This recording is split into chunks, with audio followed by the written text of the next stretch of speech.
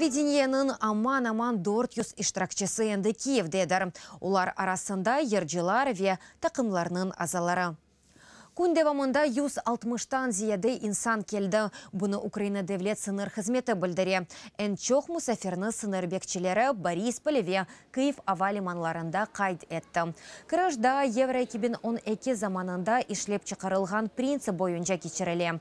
Евровидение черчевесінде Киевде Қырым күнлері де кечірілежек. Оларны майысының 6-сы ве 7-сінде кечірежек олалар. Қырым татар сесетчілері, актер чалғыжы ве ресамларының тақымы Киев Сакин ве мұсаферлеріні ярымаданын кечмышы ве кележігіне далмаға давет еті де білдірелер тәшкілетчілері. Беле олғаны кебі 62-нче ер ярышы майысының 9-13 арасында халқара сергі мерkezінде кечірілежек. Онда 40-тан зияде мемлекеттен келген ерджі иштирак етежек.